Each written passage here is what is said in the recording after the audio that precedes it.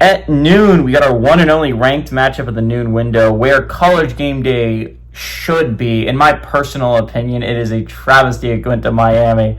Number 17, Texas Tech, who's 3-0. Traveling number 16, Utah, who's 3-0.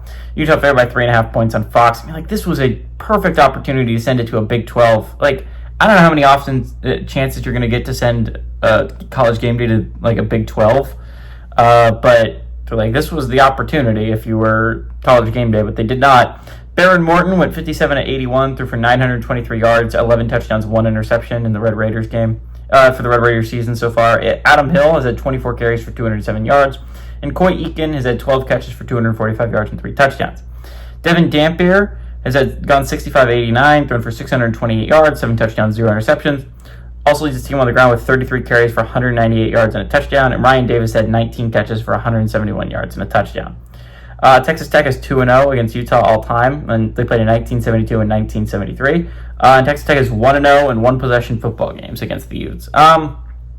Again, this is a game that's going to have just monumental importance at the end of the year. You look at it, I mean, this is a Red Raiders and Utah team that I think everyone somewhat agrees that the 3 leading teams in the Big 12, the 3 teams that are most likely to go to the Big 12 championship and maybe get a playoff spot, is Texas Tech, Utah, and Iowa State. Again, Iowa State does not play any of them, right? So this is the only game between those 3.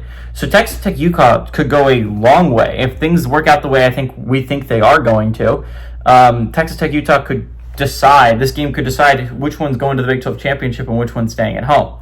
All that being said, there's still a lot of unknowns in the Big 12. You still have scary teams like Baylor and Arizona State and TCU and BYU, right? There's like a lot of teams in the Big 12 that could absolutely like swoop in. Like, this is not going to determine who wins the Big 12 title, but I think it's going to go a long way towards that. Both these teams have interesting schedules. Texas Tech doesn't have that bad of a schedule after this game. They only have Arizona State and BYU are the other 2 teams they play that should realistically be contending for a Big 12 title, right?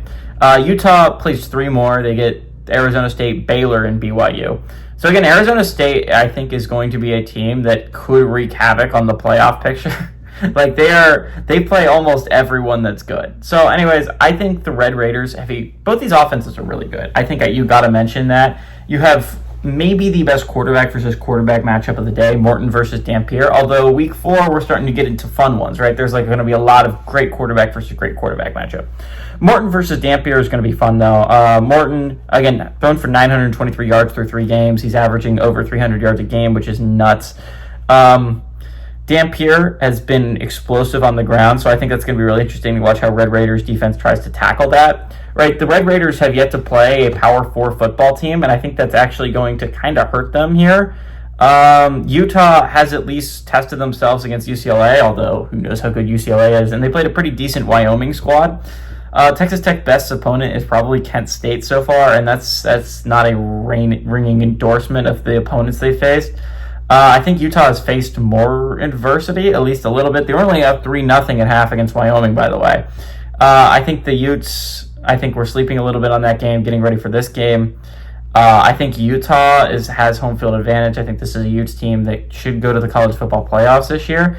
Kyle Whittingham has a hell of a team this year. He actually has a quarterback for once in his career. And so I like the Utes to win. I like the Utes to cover at home.